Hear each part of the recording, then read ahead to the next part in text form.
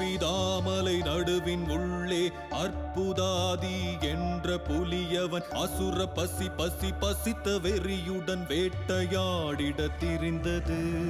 அதிரும் அதிர்வுடன் சீறி பாய்ந்து பதுங்கி பதுங்கி பின் எட்டி பாய்ந்து ராட்சசன் போல் பாய்ந்த புலியை கண்ட பசுக்கள் மிரண்டன.